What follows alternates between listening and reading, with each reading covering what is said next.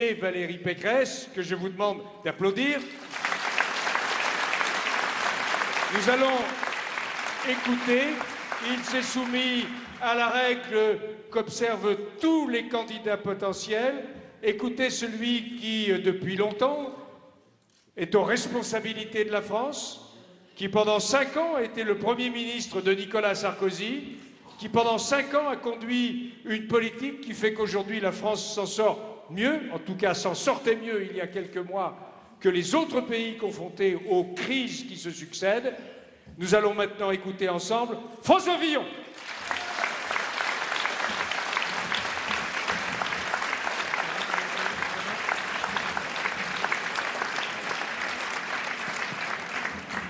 Mes chers amis, merci Bernard Accoyer, merci à tous les élus de Haute-Savoie de cet accueil et surtout merci à vous d'être mobilisés après 2 campagnes électorales qui ont été particulièrement difficiles et qui malheureusement se sont terminées pour nous par 2 échecs, d'être encore mobilisés pour la politique, pour l'engagement, pour le service de notre pays. Je voudrais en commençant avoir une pensée pour les 2 enseignants qui ont été frappés, l'un par une mère de famille et l'autre par un élève cette semaine. Ce ne sont pas des faits divers. Ce ne sont pas des faits anodins, ce sont des faits qui sont le symbole d'une des plus graves difficultés de notre société aujourd'hui, l'absence de respect. Et je pense que nous devons être, nous, les militants de l'UMP, les défenseurs de cette valeur du respect. On doit respecter son professeur qui vous transmet le savoir qui est nécessaire à la construction de son avenir.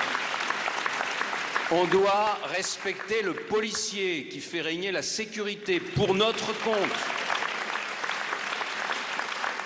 On doit respecter les institutions de notre pays. Dénigrer l'État, comme le font certains en permanence, aboutit finalement à réduire la solidarité entre nous. Le respect est une des valeurs fondamentales que l'UMP doit porter haut et fort. Et j'espère que les 2 personnes qui se sont rendues coupables de ces actes seront punies de façon exemplaire, parce que c'est la seule façon d'envoyer un signal fort à tous ceux qui ne respectent plus rien dans notre société.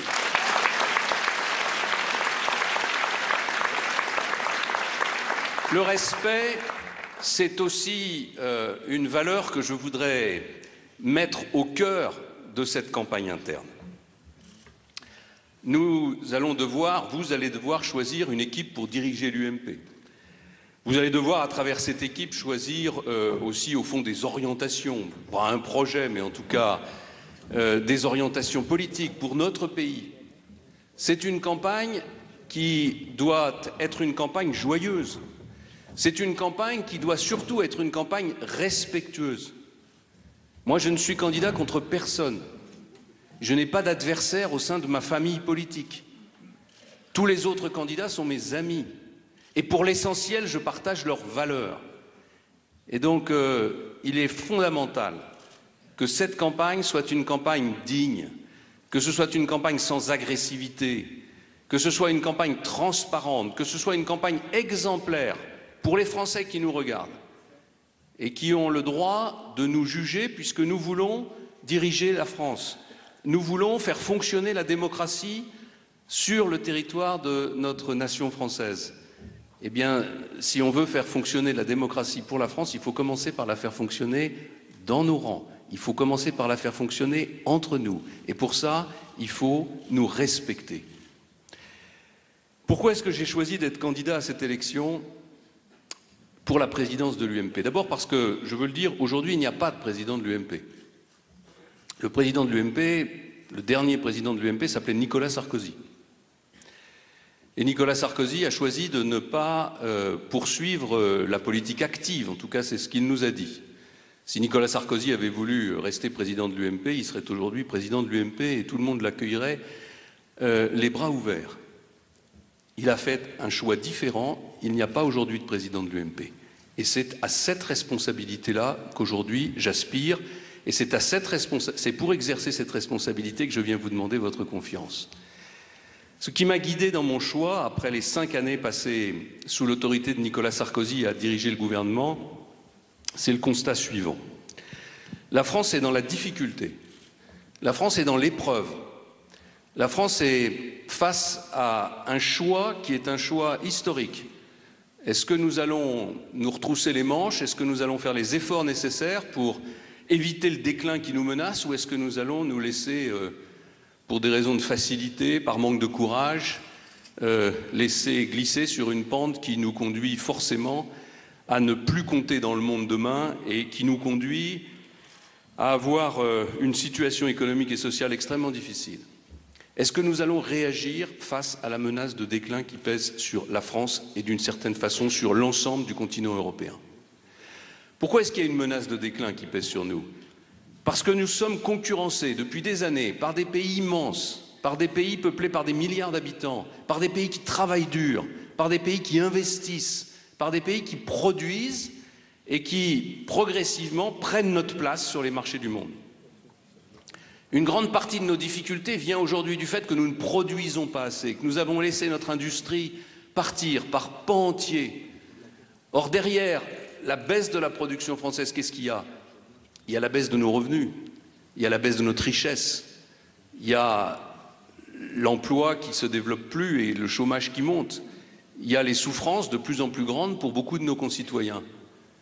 Avant de parler de toutes les politiques qui permettent de faire face à ces souffrances, avant de parler des politiques de solidarité, il faut commencer par parler de la racine du mal. La racine du mal, c'est qu'on ne produit pas assez, c'est qu'on est en train de perdre notre place dans l'économie mondiale. Avec Nicolas Sarkozy, nous avions engagé une politique pour réagir à cette situation, à la fois avec les Européens, pour essayer d'abord de sauver la monnaie européenne, de sauver le projet européen, puis ensuite de donner plus de compétitivité à l'économie européenne. Et puis on avait engagé au niveau de notre pays des réformes structurelles pour améliorer la compétitivité de cette économie française. La réforme des universités qu'a portée Valérie, la réforme des retraites pour baisser le poids de la dépense sociale, la réforme du dialogue social pour essayer progressivement d'aller vers un dialogue apaisé entre syndicats et responsables d'entreprises, comme c'est le cas dans tous les pays d'Europe du Nord. Voilà, je pourrais continuer la liste. Nous avions engagé cette politique. On peut nous reprocher de ne pas en avoir fait assez. Et c'est un reproche que j'accepte. Mais nous sommes aujourd'hui face à un gouvernement et face à un président de la République qui, eux, non seulement n'en font pas assez, mais détruisent tout ce que nous avons fait, reviennent en arrière, refusent de voir la réalité de la situation de l'économie française et de l'Europe. Aujourd'hui, ce que je veux vous proposer, c'est un rassemblement le plus large possible de tous les Français de bonne volonté autour d'un projet de redressement national.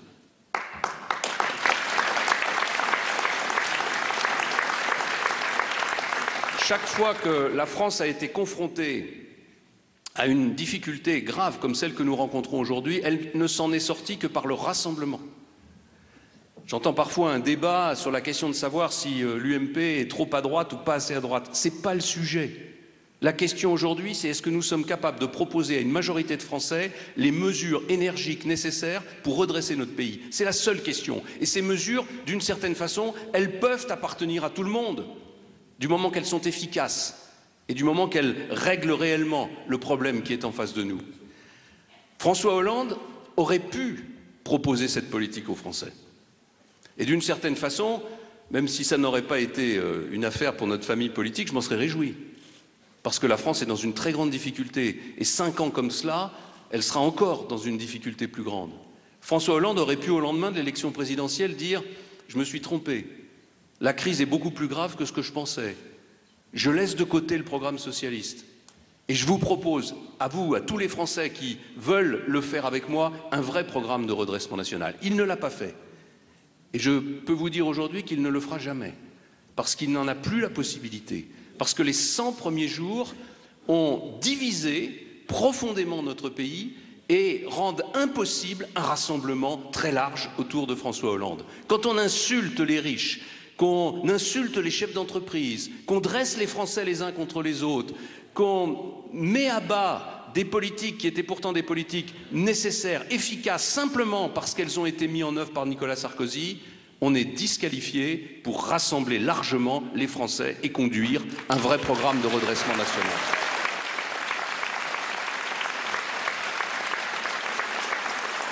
Alors, si François Hollande ne peut pas conduire ce projet, qui peut le faire? L'UMP. Nous sommes la première force politique en France et c'est autour de l'UMP que nous devons appeler au rassemblement pour proposer un programme de redressement national. Ce rassemblement, il doit être le plus large possible.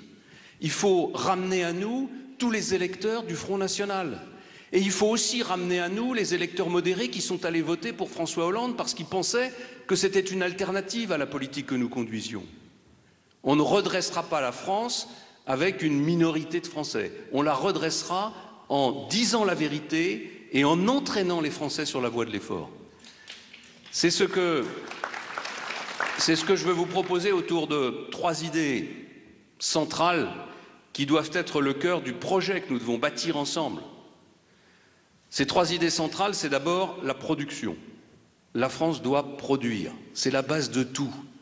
Si nous ne reprenons pas les parts de marché que nous avons perdues dans le monde, nous n'avons aucune chance de nous redresser. Qu'est-ce qu'il faut pour produire? Il faut travailler un peu plus. Il faut avoir le courage de dire à nos concitoyens qu'il n'y a aucune chance de redresser l'économie française si tout le monde, dans le secteur public comme dans le secteur privé, ne travaille pas un peu plus pour permettre à notre pays de se relever et de s'en sortir.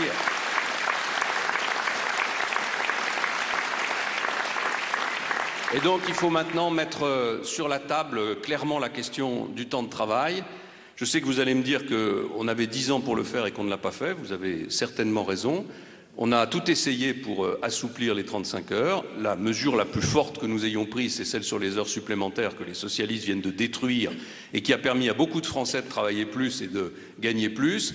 Mais nous voyons bien aujourd'hui que face à la gravité de la situation, on ne peut pas s'en tenir là. Il faut maintenant passer à l'augmentation du temps de travail, négociée dans les entreprises, entreprise par entreprise, entre le patron et ses salariés, et d'une façon plus générale dans les fonctions publiques, parce que naturellement, il n'est pas possible de laisser de côté tout le secteur public au moment même où nous avons des difficultés financières qui nous obligent à réduire les effectifs dans la fonction publique d'État.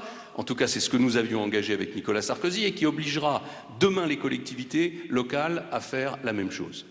Deuxièmement, pour produire, il faut baisser le coût du travail. Nous avons le coût du travail le plus élevé de tous les pays européens. On avait initié avec Nicolas Sarkozy cette idée de la TVA qui permettait de financer une partie des dépenses sociales pour alléger le coût du travail. Les socialistes viennent d'abroger cette mesure. C'est idiot.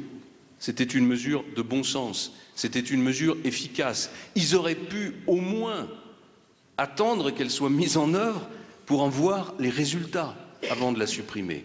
Eh bien, il faudra reprendre ce travail pour baisser le coût du travail. Mais ça ne suffira pas. Il faut que nos entreprises investissent. Une économie qui n'investit pas, c'est une économie qui est condamnée. Or, aujourd'hui, l'économie française n'investit pas. Les entreprises françaises ne peuvent pas investir. Elles ne peuvent pas investir d'abord parce qu'elles sont accablées d'impôts. Elles ne peuvent pas investir parce qu'elles ont des perspectives qui sont absolument pas stables en matière fiscale. Donc, elles se demandent comment elles vont être mangées demain. Elles ne peuvent pas investir parce qu'elles n'ont pas confiance dans l'avenir. Et c'est en ce sens que je critique le discours de François Hollande sur l'entreprise et sur la taxation des plus riches. Bien sûr que tout le monde doit participer à l'effort de redressement national, mais cette manière de désigner des mauvais Français, au fond, qui seraient justement les chefs d'entreprise, qui à la première difficulté sont traînés dans la boue, c'est la meilleure manière de décourager ceux qui pourraient investir en France, créer de l'emploi en France et qui préfèrent de plus en plus aller le faire à l'extérieur de nos frontières.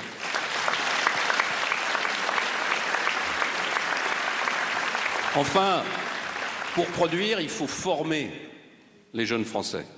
Et il faut les former d'une façon plus pragmatique que ce que nous avons fait depuis des décennies. Il faut avoir le courage de dire qu'une partie de la formation doit se faire dans l'entreprise, à travers l'apprentissage. Il faut avoir le courage de dire que les chômeurs, les demandeurs d'emploi, doivent obligatoirement être placés en formation.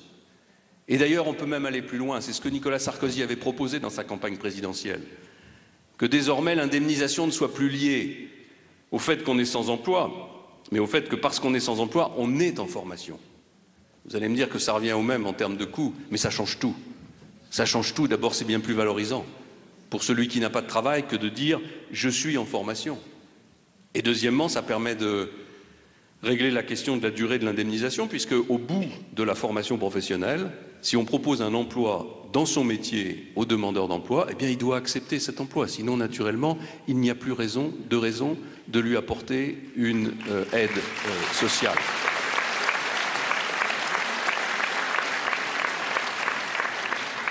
Le deuxième pacte que je veux proposer aux Français, c'est un pacte européen. Nous avons besoin de l'Europe. Nous avons besoin de l'Europe pour défendre notre civilisation. Nous avons besoin de l'Europe pour nous défendre face à la compétition économique internationale. Nous avons besoin de l'Europe pour nous défendre face à une Asie qui, de plus en plus puissante, va vouloir imposer ses règles en termes de commerce, en termes d'environnement. Mais nous avons besoin de l'Europe aussi pour peser politiquement, diplomatiquement, dans un monde qui est un monde de plus en plus dangereux, dans un monde qui est instable, dans un monde qui est caractérisé par ces scènes de violence auxquelles vous avez assisté sur vos écrans de télévision depuis quelques jours, où des hommes et des femmes dans le monde arabe s'en prennent à la vie de diplomates pour dénoncer un film qui met en cause la religion musulmane, c'est-à-dire dans un monde qui est de plus en plus intolérant et où les fractures sont de plus en plus fortes.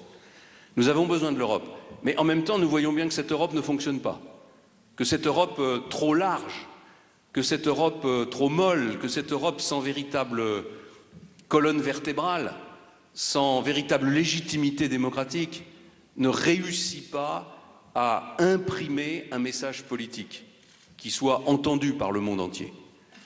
Et donc il faut en changer le fonctionnement. Et notre rôle, à nous dans l'opposition aujourd'hui, c'est de réfléchir à ces changements, d'y travailler avec les autres partis de la droite et du centre en Europe pour les proposer le moment venu. D'abord, il faut sauver la monnaie européenne.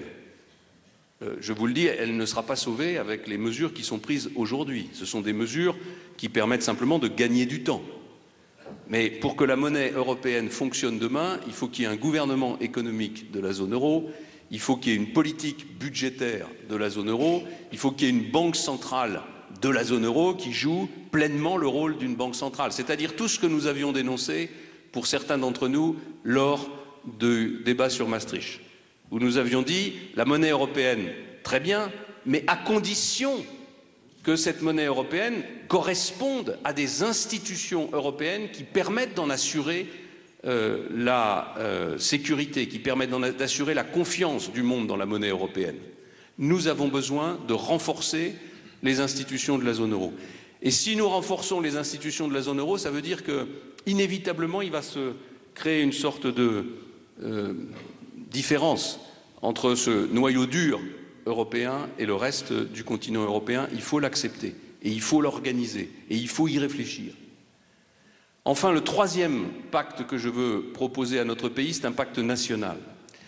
Parce que je pense que plus la mondialisation a tendance à harmoniser les messages, à lisser les différences culturelles, plus nous allons être obligés de partager une partie de notre souveraineté avec ce noyau dur européen que j'évoquais tout à l'heure pour permettre à la monnaie européenne et à l'économie européenne de se défendre, plus nous avons besoin de renforcer le sentiment d'appartenance nationale, plus nous avons besoin de renforcer le sentiment de fierté d'être français. Et nous savons que pour renforcer ce sentiment, il faut d'abord qu'il y ait une vraie justice sociale dans notre pays. La justice sociale, les socialistes en parlent beaucoup, pour eux ça consiste en une seule chose, il faut faire payer ceux qui ont beaucoup d'argent. C'est vrai qu'il faut que chacun contribue à hauteur de ses capacités. On n'est pas obligé de concevoir une fiscalité ridicule, une fiscalité confiscatoire, une fiscalité qui nous met dans une situation qui est totalement différente de tous les autres pays européens. Mais surtout, la justice sociale, c'est pas seulement montrer du doigt ceux qui réussissent, ceux qui ont gagné de l'argent, ceux qui souvent sont les moteurs de l'économie française, c'est aussi regarder la situation de ceux qui travaillent très dur et qui ont le sentiment de ne pas être récompensés pour le travail qui est leur. C'est dire que tous ceux qui bénéficient de l'aide sociale dans notre pays, c'est-à-dire au fond du produit de la solidarité nationale, donc des impôts que paient tous les Français, tous ceux qui bénéficient de l'aide sociale doivent d'une manière ou d'une autre apporter une contrepartie à la société française, être utiles à cette société. Et c'est dans cet esprit que nous avons proposé que, notamment les bénéficiaires du revenu de solidarité active, apportent une contribution sous forme de 7 heures de travail hebdomadaire pour les collectivités locales ou pour les services publics.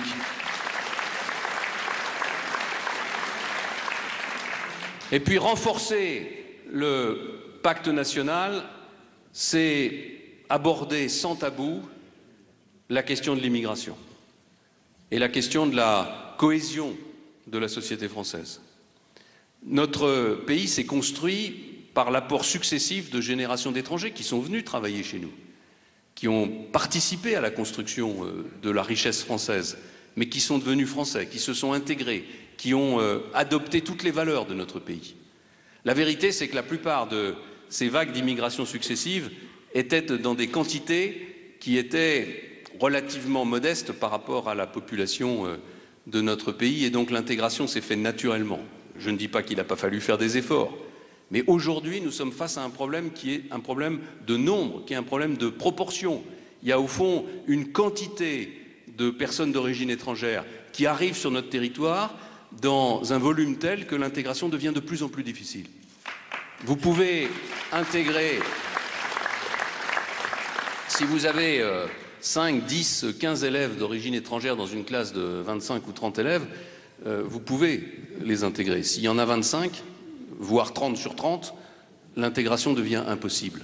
Et donc la question de la régulation des flux migratoires, c'est une question essentielle. Et l'aborder, ça n'est pas être xénophobe, ça n'est pas manquer de générosité à l'égard du reste du monde. Au fond, ce sont des faux généreux, ceux qui veulent accueillir tous les étrangers sur notre territoire alors qu'on n'a pas les moyens de leur donner du travail, un logement et une éducation.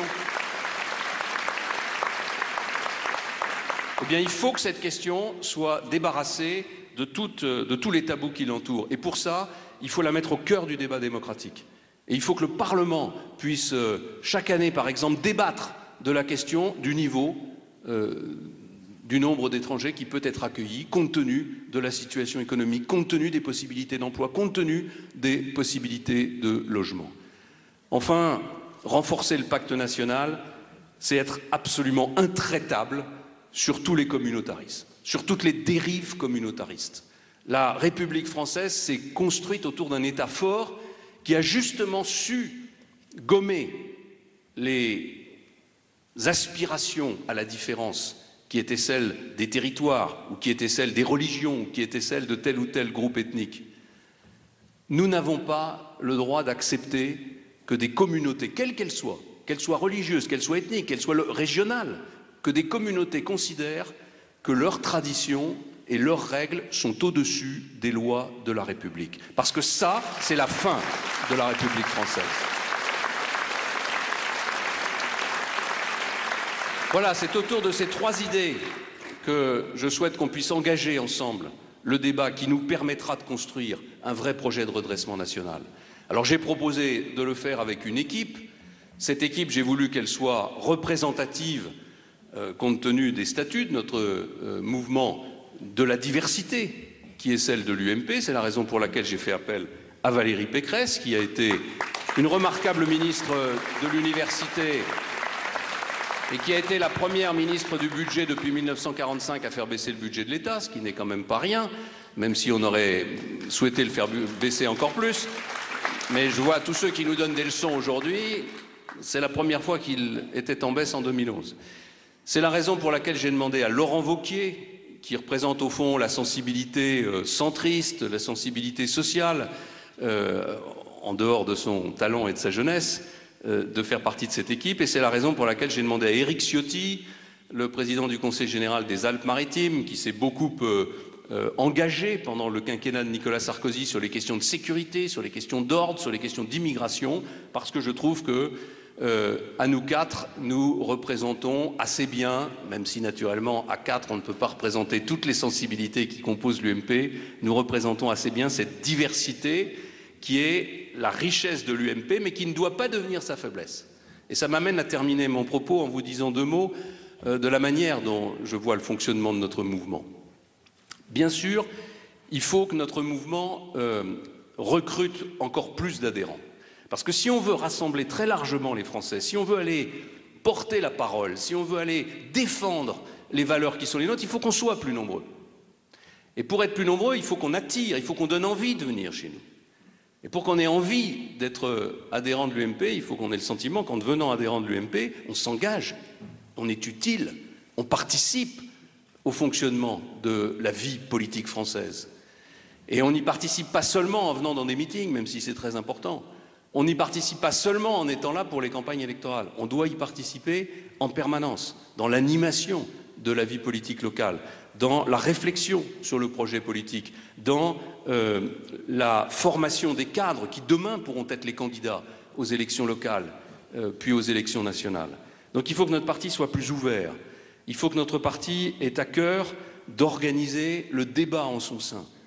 Il faut que notre parti, régulièrement, tout au long de l'année, consulte les militants sur les orientations stratégiques pour vérifier qu'il n'y a pas un fossé entre les orientations du Centre national et celles que la base souhaiterait voir mises en œuvre. Il faut que nous ayons une école des cadres qui doit peut-être être régionalisée, en tout cas qui doit tenir compte des différences qui existent entre les territoires. On ne fait pas de la politique de la même façon dans les Alpes-Maritimes et dans la Sarthe, je vous l'assure. Ça a peu de choses à voir. Et donc vouloir apprendre la même façon d'animer le parti et la vie politique sur l'ensemble du territoire national, c'est sans doute une erreur. Il faut des écoles de cadres dans les grandes régions françaises et il faut que tous ceux qui aspirent à des responsabilités dans notre mouvement aient l'obligation de passer par ces écoles de cadres pour qu'ils soient formés, qu'ils soient capables de conduire le débat face à des adversaires qui, eux, sont souvent formés. Et puis il faut que les sensibilités qui composent notre parti puissent s'exprimer. Il faut que les centristes, les libéraux, les gaullistes, pour ne prendre que cette distinction traditionnelle qui correspond à une réalité, même si cette réalité est plus complexe qu'il n'y paraît, il faut que ces sensibilités puissent s'exprimer, qu'elles puissent participer au débat, qu'elles puissent apporter leur contribution au débat. Mais je le dis devant vous solennellement, moi je n'accepterai jamais que notre parti devienne une sorte de confédération de petits partis avec des petits chefs qui, dans chaque département, dans chaque région, voudraient, au prétexte qu'ils défendent des idées différentes, organiser en permanence une sorte de compétition qui serait une compétition délétère pour l'avenir de l'UMP. Oui au débat d'idées, non à des courants comme au Parti socialiste.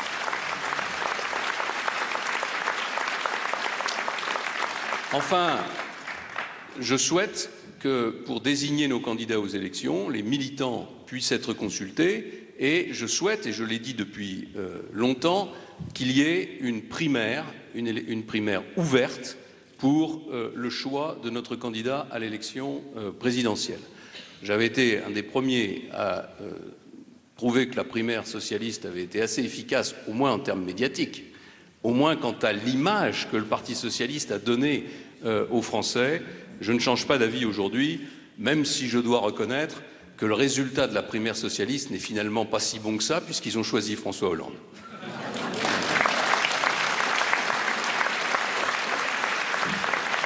Voilà, mes chers amis, je veux simplement terminer en vous disant que vous allez avoir un choix à faire.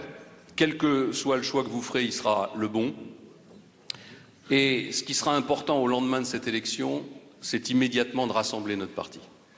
De le rassembler pour qu'il fasse une grande démonstration d'unité. Pour le rassembler pour qu'il puisse partir au combat pour les élections municipales, pour les élections locales. Évidemment que nous ne reprendrons pas le pouvoir sans reprendre d'abord le contrôle des territoires. Mais je vous mets en garde, il faut les deux. Il faut d'abord qu'on ait un projet, il faut qu'on soit crédible, il faut qu'on inspire la confiance aux Français, et à ce moment-là, bien sûr qu'on gagnera les élections locales. On les gagnera si on est crédible, on les gagnera si les Français ont envie de nous suivre, on les gagnera si les Français se disent « oui, ils sont vraiment capables de redresser notre pays et ils nous disent la vérité ». Sinon, si notre seul objectif c'est de préparer des élections locales en essayant d'avoir les meilleures équipes, sans crédibilité, alors ce sont les extrêmes qui vont progresser. Parce que malheureusement, la politique économique que conduit le Parti socialiste et François Hollande ne va conduire qu'à une augmentation du chômage, à une baisse du pouvoir d'achat des Français, à de plus en plus de tensions sociales, à de plus en plus de violence dans notre société. Et le risque de voir les extrémistes s'emparer de cette situation est un risque qui est considérable et qui est une vraie menace pour l'avenir de notre pays et surtout pour l'avenir des générations qui nous suivent. Et donc, notre objectif, ça doit être dire la vérité, rassembler, inspirer confiance, et alors, nous pourrons partir au combat pour le redressement de notre pays.